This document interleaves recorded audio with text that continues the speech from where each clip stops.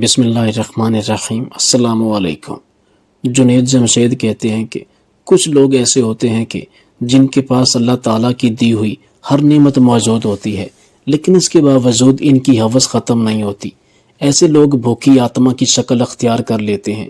انسان کے چاند ایک گناہوں کی سزا اس قدر بھیانک ہوتی ہے کہ ان کی معافی نہ دنیا میں ہوتی ہے اور نہ ہی آخرت میں، اور اللہ تعالیٰ انہیں دنیا میں کسی ایسی بیماری میں مبتلا کر دیتا ہے کہ وہ گناہ گار انسان اس بیماری کی تکلیف کی تاب نہ لاتے ہوئے مرنا چاہتا ہے۔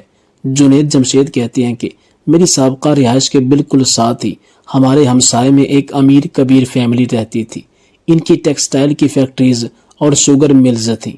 ان کی اہلیہ ممتاز بیگم کبھی کبھار ہمارے گھر آیا جایا کرتی تھی، اور میری بیگم اور والدہ کے ساتھ ان کا رویہ بہت ہی متاثرانہ تھا۔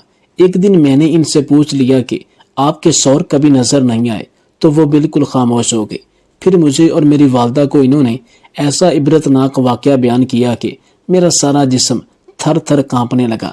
اس نے کہا کہ میرا شوہر سردار ایوب مرنے سے پہلے اپنی موذی اور لا علاج بیماری سے تنگ آ کر اپنی آخری خواہش کے طور پر خانہ کعبہ کے غلاف کو اپنی آنکھوں سے دیکھنا اور چھونا چاہتا تھا، اور اپنے من میں چھپے اپنی زندگی کے سیاہ ترین گناہ کا ذکر اللہ سے کرنا چاہتا تھا۔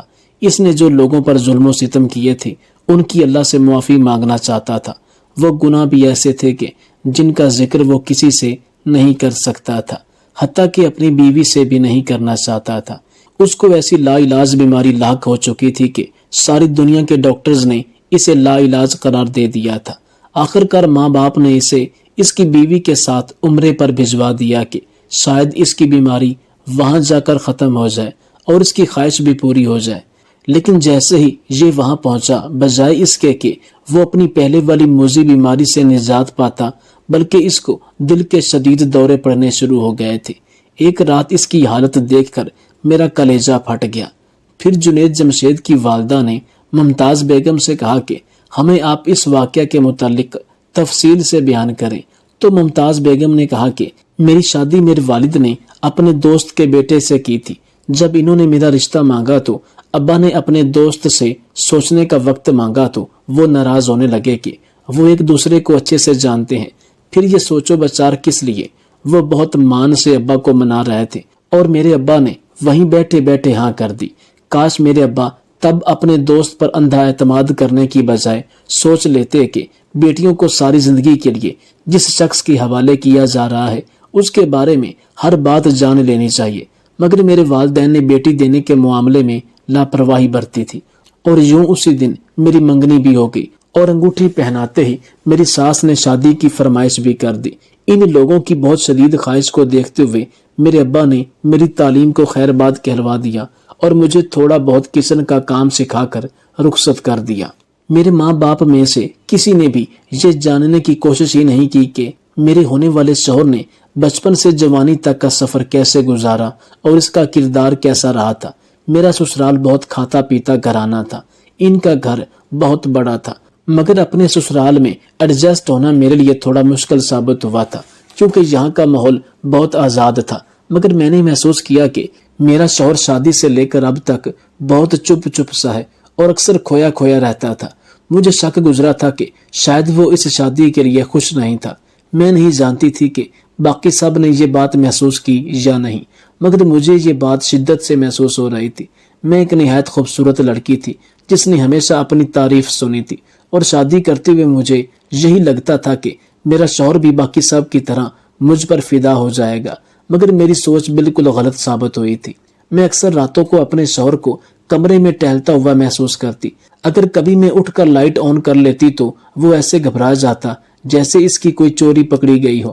مجھے اس بات پر غصہ بھی آتا تھا، کیونکہ ابھی ہماری شادی کو کچھ ہی دن ہوئے تھے اور میں اپنے شوہر کا یہ رویہ دیکھ رہی تھی۔ مجھے حیرت تھی کہ گھر میں اور کوئی بھی اس کی اس حالت کو محسوس نہیں کرتا تھا۔ نہ جانے وہ کیسے لوگ تھے جو ایک دوسرے کو اچھے سے جانتے تک نہیں تھے۔ انہیں فرق نہیں پڑتا تھا کہ کب کون اداس ہے اور کون پریشان رہتا ہے۔ پھر ایک روز اپنی ساس کے ساتھ بیٹھ کر باتیں کرتے ہوئے مجھے گھر والوں کی اس بے خبری کی وجہ بھی سمجھ آ گئی تھی۔ میری ساس پڑھی لکھی عورت تھی جو خود بھی نوکری کرتی تھی، مگر اب وہ صرف ایک سوشل عورت بن چکی تھی۔ ساس اور سسر ہمیشہ سے مصروف اور گھر سے باہر رہتے تھے۔ بچوں کو آیا نے پالا تھا اور جب وہ بڑے ہوئے تو اپنے اپنے کاموں میں مصروف ہو گئے۔ میری ساس نے بتایا کہ شروع سے ہمارے گھر کے چاروں افراد ایک دوسرے سے الگ تھلگ رہے ہیں، کیونکہ ہم میاں بیوی شروع سے جاب کرتے تھے اور ایک دوسرے کو زیادہ وقت نہیں دے پاتے تھے۔ مجھے یہ سن کر بہت افسوس ہوا تھا۔ میں نے اسی روز سوچ لیا کہ چاہے میرے سسرال میں باقی سب جیسے بھی رہیں، مگر میں اپنے شوہر کو توجہ دوں گی اور میں اپنے گھر اور بچوں کو ایک دوسرے کا خیال رکھنا سکھاؤں گی۔ میں نے اپنے شوہر سے بات کرنے کا سوچا، مگر مجھے دن کے وقت موقع ہی نہیں ملتا تھا، کیونکہ وہ پھر سے اپنی نوکری پر جانے لگے تھے۔ رات کو جب وہ آتے تو اس قدر تھکاوٹ کا شکار ہوتے جیسے وہ بہت مزدوری کر کے آئے ہوں۔ ابھی میں اپنے شوہر سے بات کرنے کا موقع تلاش کر رہی تھی کہ ایک روز مجھ پر اپنے شوہر کی حالت کا ایسا انکشاف ہوا جس نے میرے پیروں تلے سے زمین نکال دی تھی۔ میں نے کبھی سوچا بھی نہیں تھا کہ میرے شوہر اپنے وجود میں پھیلتی جان لیوا بیماری سے لڑتے ہوئے یوں بے چین اور گمسم رہنے لگا تھا۔ ایک روز جب میرے شوہر آفس کی تیاری کرنے میں مصروف تھے اور میں کچن میں ان کے لیے ناشتہ تیار کروا رہی تھی، میں ناشتہ لے کر جب کمرے میں پہنچی تو کمرہ خالی تھا اور میرے شوہر باتھ روم میں تھے۔ میں ان کا انتظار کرتی رہی، مگر جب کافی دیر گزرنے کے بعد بھی میرے شوہر کمرے میں واپس نہیں آئے تو میں نے باتھ روم کا دروازہ بجانے کے لیے دستک دی، مگر میں تب ٹھٹک گئی جب دستک دیتے ہوئے دروازہ کھل گیا۔ میں بکھلا کر آگے بڑھی اور اندر جھانکا تو سامنے کا منظر دیکھ کر میرے اندر گھبراہٹ مزید بڑھ گئی، کیونکہ میرا شوہر واش بیسن پر جھکا گہرے گہرے سانس لے رہا تھا۔ اسے سنبھالنا چاہا، تب ہی میری نظر پانی میں بہتے سرخ رنگ پر پڑی تھی۔ میرے شوہر کے منہ سے خون آ رہا تھا۔ یہ منظر میرے دماغ کو ساکت کر گیا تھا۔ میں خوف سے چیخنے لگی۔ میرے شوہر دیوار کا سہارا لیتے ہوئے فرش پر بیٹھ چکے تھے۔ میری وحشت ناک چیخوں پر سب جمع ہو گئے تھے، کیونکہ ابھی صبح کا وقت تھا، سب لوگ گھر پر ہی تھے۔ دیور بھی ان دنوں گھر آئے ہوئے تھے۔ سب کمرے میں آئے تو میرے شوہر کو اس حال میں دیکھ کر ان سب کے بھی رنگ اڑ گئے۔ میرے شوہر کو فوری اسپتال لے جایا گیا۔ میں رو رو کر نڈال ہو گئی۔ ابھی تو ہماری شادی کو بامشکل 1 ماہ ہوا تھا اور یہ آفت آن پڑی تھی۔ گھر میں سب پریشان ہو رہے تھے۔ ہسپتال میں ڈاکٹرز نے کوئی ٹیسٹ وغیرہ کروائے اور جو مرض بتایا وہ ہمارے سروں پر دھماکہ کر گیا تھا۔ میرے شوہر کو کینسر ہو گیا تھا اور یہ مرض ان کو کب سے لاحق تھا اور پورے گھر کو خبر تک نہیں تھی۔ میرے سسر اور دیور شہر کے اچھے اچھے ڈاکٹر سے ان کا چیک اپ کروا رہے تھے، جبکہ میں اور میری ساس سارا دن ان کی خدمت میں لگے رہتے تھے۔ ہم سب کو امید تھی کہ وہ ٹھیک ہو جائے گا، کیونکہ ڈاکٹرز نے کہا تھا کہ کینسر ابھی اس سٹیج پر ہے جس میں علاج ممکن ہے۔ ہماری پریشانی قدرے کام ہو چکی تھی۔ ایک روز میرے شوہر نے ہم سب سے کہا کہ وہ آخری خواہش کے طور پر عمرہ کرنا چاہتے ہیں۔ اس خواہش پر سب نے سر ہلا دیے، کیونکہ یہ بات تو طے ہے کہ اللہ کے گھر جا کر کوئی بھی مرض تکلیف نہیں دیتا، اور ہم سب بھی ان دنوں بس اسی کوشش میں تھے کہ میرے شوہر کے اندر زندگی کی امید واپس آ جائے اور بیماری انہیں پریشان نہ کرے۔ اپنے شوہر کی فرمائش پر میں بھی ان کے ساتھ تیاری کرنے لگی۔ میں اپنے شوہر کی خواہش کو پورا کرنے کے لیے اپنا زیور بیچ رہی تھی، مگر اس سے پہلے ہی میرے سسر نے میرے لیے عمرے کا انتظام کر دیا تھا، جو کہ پورے 1 ماہ کے لیے تھا، اور ساتھ ہی اپنے کسی جاننے والے سے سعودیہ کے ایک ڈاکٹر سے علاج کے لیے بھی بات کر لی تھی۔ سب کو اس بات سے اطمینان ہو رہا تھا کہ جب میرا شوہر عمرے کا فرض ادا کرے گا اور ساتھ وہیں کے بہترین ڈاکٹر سے علاج ہوگا تو یقیناً واپسی پر صحت بحال ہو چکی ہوگی۔ ہم دونوں سب کی دعائیں لے کر سفر پر روانہ ہو گئے۔ میرے شوہر نے مجھ سے پہلی بار کھل کر باتیں کی تھی، جس کی وجہ سے مجھے تسلی ہوئی کہ وہ ابھی بھی کافی حد تک ٹھیک ہے۔ مگر جو ہی جہاز سعودیہ پہنچا اور ہم خانہ کعبہ پہنچے تو میرے شوہر نے خانہ کعبہ کے غلاف کو ہاتھ لگانے سے پہلے مجھے ایک خط ہاتھ میں تھما دیا اور بولا کہ جب میری روح نکل جائے تو تم 26 راتیں حرم پاک میں گزارنا۔ اور میں تو اپنے شوہر کی ادھوری بات پر ہی سہم گئی تھی، اس لیے باقی بات پر توجہ نہیں دی اور رونے لگی۔ میں پاکستان سے اتنی دور سفر کر کے اکیلی آ چکی تھی۔ میں نے سوچا تھا کہ مجھے یہاں کوئی پریشانی نہیں ہوگی، مگر یہاں تو آتے ہی مجھ سے جو بات کی گئی تھی وہ میرے رونگٹے کھڑے کر گئی تھی۔ لیکن جو سب سے زیادہ پریشان کن بات ہوئی، میرے شوہر کو یہاں پر دل کے دورے پڑنے شروع ہو گیا۔ میں بہت زیادہ پریشان ہو گئی کہ یہ کیا ہو گیا، لیکن میرے لیے سب سے حیرانگی والی بات یہ تھی کہ جیسے ہی میں ان کو روضہ رسول کے پاس لے کر جاتی تو ان کے دل کے دورے بالکل ختم ہو جاتے اور یہ بالکل نارمل حالت میں آ جاتے، اور جیسے ہی ہم وہاں سے تھوڑا سا دور نکلتے تو کبھی انہیں کینسر کی تکلیف ہونے لگتی اور کبھی دل کے دورے پڑنے لگتے۔ میں اس ساری صورتحال سے بہت زیادہ حد تک پریشان ہو گئی تھی۔ میرے رونے پر میرے شوہر گھبرا گئے اور مجھے چپ کروانے لگے۔ جب ہم ہوٹل کے کمرے میں پہنچے تو میرے شوہر سفر کی تھکان کی وجہ سے سو گئے اور میں نفل پڑھ کر اللہ سے ان کی زندگی کی دعائیں کرنے لگی۔ میں نے سوچ لیا تھا کہ میں یہاں رو رو کر اپنے شوہر کی صحت یابی کے لیے دعائیں مانگوں گی، مگر کبھی کبھی ہماری دعاؤں سے پہلے اللہ آنے والا وقت طے کر چکا ہوتا ہے۔ ہمارا ابھی عمرے کے لیے پہلا ہی دن تھا کہ میرے شوہر کی طبیعت اچانک بگڑ گئی۔ میں نے کچھ لوگوں کی مدد سے اسے ایمبولینس میں سوار کیا اور اپنے سسر کے بتائے ہوئے اسپتال روانہ ہو گئے، مگر وہاں پہنچتے پہنچتے مجھے دیر ہو گئی تھی اور میرے شوہر نے وہی راستے میں ہی دم توڑ دیا۔ میں بڑی جوانی میں ہی بیوہ ہو گئی تھی۔ میرے لیے وہ وقت قیامت تھا۔ میرے ساتھ کوئی نہیں تھا جو مجھے سہارا دیتا یا میرا غم بانٹتا۔ میت کو پاکستان لے جانے کا انتظام کرنے کا سوچ کر ہی مجھے رونا آ رہا تھا۔ جب مجھے میرے دیور نے فون پر بتایا کہ میرے شوہر نے ایک روز پہلے ہی اپنے بھائی کو درخواست کی تھی کہ اگر وہ مر جائے تو اسے سعودیہ میں ہی دفنایا جائے، میری قسمت نے مجھے بہت بری طرح آزمایا تھا۔ کفن دفن کے انتظامات وہیں عمرے پر موجود لوگوں نے کیے تھے اور میں اکیلے ہی رو رو کر پاگل ہو رہی تھی۔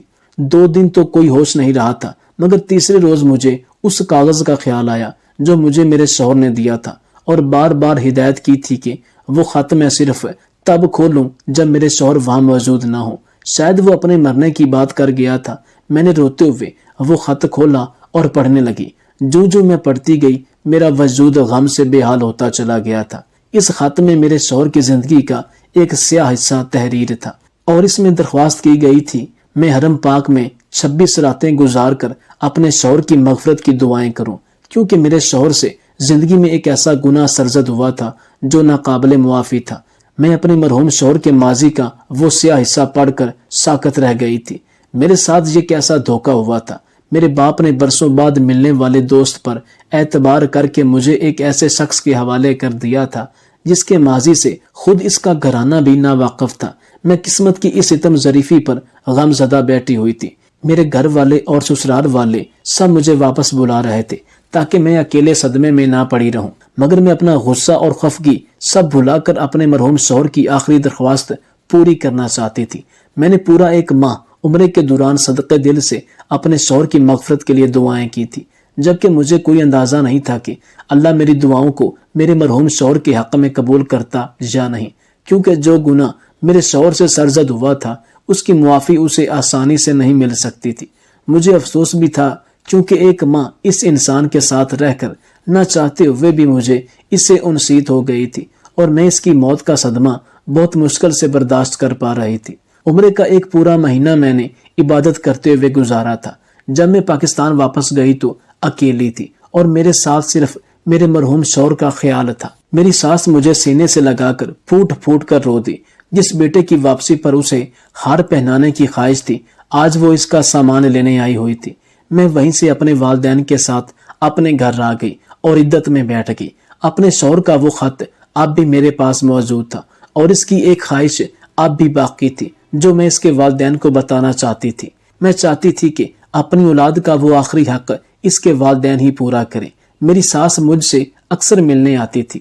وہ ایسی بد نصیب ماں تھی جو مجھ سے اپنے بیٹے کے بارے میں باتیں پوچھتی تھی، کیونکہ شادی کے بعد بس میں ہی تھی جو اپنے شوہر کے قریب رہی تھی۔ میں اپنی ساس سے مل کر اسے کچھ نہ بتا سکی اور نہ ہی وہ خط دکھا سکی، کیونکہ میں عدت کے دوران بیمار پڑ گئی تھی۔ عدت پوری ہوئی تو ایک روز میری ساس اور سسر مجھے خاص طور پر ملنے آئے۔ میں ان سے مل کر کچن میں جا چکی تھی۔ جب وہ واپس گئے تو میرے والدین نے مجھے ان کے آنے کا مقصد بتایا، تب میرا ضبط یکدم جواب دے گیا تھا۔ میرے سسرال والے اب یہ چاہتے تھے کہ میری شادی ان کے دوسرے بیٹے سے کر دی جائے۔ میرے ساس اور سسر اپنے بیٹے کی بیوہ کو ہمیشہ اپنے پاس رکھنا چاہتے تھے۔ ایک بار پھر میرے والدین ان کی خواہش پر راضی ہو رہے تھے، کیونکہ ان کا ماننا تھا بیوگی کے بعد شاید مجھے کوئی اچھا رشتہ نہ ملے۔ میں اپنے والدین کو صاف انکار کر کے ضروری بات کا بول کر اپنے سابقہ سسرال پہنچ گئی۔ میرے پاس وہ خط بھی موجود تھا۔ میں اپنی ساس اور سسر کو ان کے بیٹے کا سچ بتانا چاہتی تھی۔ میں نے اپنی ساس کو وہ خط پکڑایا اور ایک طرف بیٹھ گئی۔ میری ساس بھی جیسے جیسے خط پڑھتی گئی ان کی رنگت سفید پڑتی چلی گئی۔ میں جانتی تھی ایک ماں اپنے بیٹے کے بارے میں یہ سب پڑھ کر برداشت نہیں کر پائے گی، مگر سچ تو یہ تھا کہ بیٹے کی شخصیت پر بڑا ہاتھ والدین کا ہی ہوتا ہے۔ میرے مرحوم شوہر کو اپنی تعلیم کے دوران یونیورسٹی میں ایک لڑکی پسند آ گئی تھی۔ وہ اس کے پیچھے پاگل ہونے لگا تھا، مگر وہ لڑکی کسی مڈل کلاس اور ایک مذہبی گھرانے سے تعلق رکھتی تھی۔ وہ باپردہ لڑکی تھی جو کسی بھی لڑکے میں دلچسپی نہیں لیتی تھی۔ وہ اس کا پیچھا کرتا رہا اور بات کرنے کی کوشش کرتا رہا۔ میرے شوہر کے گھر والوں نے پیسہ اور آزادی دے رکھی تھی، مگر اخلاقیات نہیں سکھائے تھے۔ جب میرے شوہر نے اپنی ماں سے اس لڑکی کا ذکر کیا اور کہا کہ وہ اس سے شادی کرنا چاہتا ہے، تب میری سانس ہتھے سے اکھڑ گئی۔ ان کے خیال میں ایسی لڑکیاں اچھی نہیں ہوتی جو پردے کی آڑ میں امیر لڑکوں کو پھنساتی پھرتی ہیں۔ میری ساس کے انکار کرنے کے بعد بھی میرا شوہر اس لڑکی کے پیچھے لگا رہا تھا، مگر لڑکی کے والدین نے اس سے تنگ آ کر اس کی شادی طے کر دی۔ میرے شوہر نے شادی کا سنا تو بھڑک اٹھا اور دوستوں کے ساتھ مل کر اس کو اغوا کر لیا۔ اس کے عیاش دوست دلہن بنی اس معصوم لڑکی کو دیکھ کر بہک گئے تھے اور میرے شوہر سے جھوٹ بول دیا کہ تمہارے والد کی طبیعت بہت زیادہ خراب ہے، تمہیں فوراً گھر پہنچنا چاہیے۔ وہ دوستوں کی بات پر یقین کر بیٹھا اور لڑکی کو دوستوں کے حوالے کر کے خود گھر کی طرف بھاگا تھا۔ گھر پہنچا تو پتہ چلا کہ سب کچھ ٹھیک ہے۔ تب اسے اپنے آوارہ دوست یاد آئے تھے۔ وہ واپس گیا تو وہ پاک باز لڑکی اپنی عزت لٹوا کر مر چکی تھی۔ تب میرا شوہر اور اس کے دوست لاش کو اکیلا چھوڑ کر وہاں سے بھاگ گئے تھے۔ لڑکی کے گھر والے پولیس کی مدد سے اسے ڈھونڈتے رہے اور 3 دن بعد انہیں ایک ویران علاقے سے لڑکی کی لاش مل گئی۔ اس باپردہ لڑکی کو عیاش فطرت لڑکوں کے ہاتھوں میں دینے والا میرا شوہر ہی تھا، مگر وہ یہ بات اپنے اندر چھپا گیا اور اس واقعے کی کسی کو خبر تک نہیں ہوئی تھی۔ لیکن اللہ بہت منصف ہے، تب ہی میرے مرحوم شوہر کو اس حادثے کے بعد ایک رات بھی سکون کی نیند نہیں آئی تھی۔ اس کا 1 سال اسی طرح گزر گیا تھا۔ پھر وہ ساری فیملی دوسرے شہر شفٹ ہو گئی تھی۔ یہاں کچھ عرصے بعد ان لوگوں نے ہم سے مل کر میرا رشتہ مانگ لیا۔ میرا شوہر نئی زندگی کی شروعات کرنے کے لیے خود کو تیار کر چکا تھا، مگر تب اسے ایک روز اپنا ایک پرانا دوست مل گیا۔ وہ لڑکا اسی مرحوم لڑکی کے محلے میں رہتا تھا۔ اس نے باتوں باتوں میں اس لڑکی کے بارے میں بتایا کہ اس کی لاش بعد میں مل گئی تھی۔ جب ملی تو اس کی حالت دیکھ کر لڑکی کی ماں وہی موقع پر ہی جان دے گئی تھی اور باپ کو شدید صدمہ لگا تھا۔ ان کا گھرانہ آج بھی اس حادثے سے نہیں نکلا تھا۔ لڑکی کا باپ اب بھی رو رو کر اپنی بیٹی کے مجرموں کو بد دعائیں دیتا تھا۔ میرا مرحوم شوہر یہ بات سن کر پھر سے ساکت ہو گیا تھا۔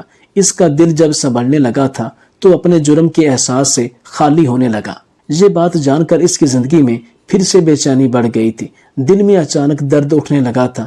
جب ہماری شادی ہوئی تو وہ اپنی ماضی کی غلطیوں سے نادم ہو رہا تھا۔ اس کی حالت دن بدن بگڑتی چلی جا رہی تھی اور تب ایک روز اس پر انکشاف ہوا کہ اسے دل کے دورے بھی پڑتے ہیں اور ساتھ میں کینسر کی شکایت بھی ہے۔ اس نے اس بیماری اور اذیت کو بخوشی قبول کیا تھا، کیونکہ اسے لگتا تھا یہ بیماری اللہ کی طرف سے اس کے گناہ کی سزا ہے اور وہ اپنے جرم کی یہ خاموش سزا جھیلنے کے لیے تیار تھا۔ اب وہ اپنا گناہ دھلوانے کے لیے عمرے پر جانا چاہتا تھا۔ اس کی خواہش پر اسے عمرے پر بھیجا گیا۔ اس نے اپنے ماضی کی چھپی ہوئی وہ غلطی ایک کاغذ پر لکھ کر مجھے دے دی تاکہ میں اس کا گناہ جان لوں اور اللہ سے اس کی معافی مانگ سکوں۔ وہ اللہ کے گھر خانہ کعبہ کے سامنے روتے ہوئے مر گیا تھا اور میں باقی کے دن ہی اس کی مغفرت کی دعا کرتی رہی تھی۔ میں نے اپنے شوہر کے اس گناہ کو بھلا دیا تھا اور دل سے اس کی مغفرت کی دعا کرتی رہی تھی، مگر اب اسی گھر کے دوسرے لڑکے سے شادی کا سن کر میں بھڑک اٹھی تھی۔ میری ساس وہ خط پڑھ کر رو رہی تھی اور میرے سسر اپنا سر جھکا کر غمگین سی حالت میں بیٹھے تھے۔ جنید جمشید کہتے ہیں کہ کاش والدین اپنی اولاد کو آزادی اور پیسہ دیتے ہوئے توجہ اور وقت بھی دے دیا کریں تاکہ اولاد اپنی ہر پریشانی اور خواہش اپنے والدین کو بتا سکیں۔ اگر اس وقت ممتاز بیگم کے مرحوم شوہر کی خوشی کو دیکھ کر اس لڑکی کو قبول کر لیتی تو آج یہ دن نہ دیکھنا پڑتا اور نہ ہی اس معصوم لڑکی پر وہ وافت گزرتی۔ مزید ممتاز بیگم نے بتایا کہ اس خط میں میرے شوہر نے 2 خواہشات درج کی تھی۔ ایک تو انہوں نے التجا کی تھی کہ اس کے گناہ کی اللہ سے معافی مانگی جائے، جبکہ دوسری خواہش یہی تھی کہ اس کی طرف سے اس مظلوم لڑکی کے گھر والوں سے معافی مانگی جائے۔ وہ خود تو اتنی ہمت نہیں رکھ پایا تھا کہ خود جا کر اپنا گناہ ان کو بتا سکے اور ان سے معافی مانگ سکے۔ میں نے اپنی ساس سے کہہ دیا تھا کہ اس لڑکی کے بوڑھے باپ سے تب تک معافی مانگنے جاتے رہیں جب تک وہ دل سے معاف نہ کر دے۔ اس کے ساتھ ہی میں نے شادی کے لیے بھی معذرت کر لی تھی۔ جس گھر میں والدین یہ بھی نہ جانتے ہوں کہ ان کی اولاد کیا غلطیاں کر رہی ہے، اور اب میرے شوہر کے چھوٹے بھائی کے بارے میں بھی کچھ نہیں جانتی تھی کہ وہ کس قسم کا انسان ہے اور گھر سے باہر اس کا کردار کیسا ہے، میں ایسے انسان سے دوبارہ شادی نہیں کرنا چاہتی تھی۔ میں رشتے سے انکار کر کے لوٹ آئی تھی۔ میں جانتی تھی اب وہ لوگ بقیہ زندگی اسی پچھتاوے میں گزاریں گے کہ کاش ہم اس وقت اپنے بیٹے کی خواہش پوری کر دیتے تو آج یہ دن دیکھنا نہ پڑتا۔ میں اپنے گھر واپس آ گئی تھی۔ پھر ہم لوگوں نے وہ گھر بیچ کر یہاں نیا گھر خرید لیا، اور اب 6 ماہ بعد میری شادی ہے۔ ہمیشہ اللہ سے اپنے کیے گئے گناہوں کی معافی مانگنی چاہیے، لیکن اس سے بھی آسان طریقہ یہ ہے کہ انسان گناہ نہ کرے، کیونکہ چند گناہ ایسے ہوتے ہیں جن کی معافی اللہ تعالیٰ بغیر سزا و جزا کے نہیں دیتا۔ اللہ تعالیٰ کسی بھی انسان کے کیے گئے گناہوں کی رسی کو ڈھیل تو دے سکتا ہے، لیکن جب پکڑتا ہے تو انسان کو دوسروں کے لیے عبرت بنا دیتا ہے۔ اللہ تعالیٰ ہم سب کو راہ حق پر چلائے۔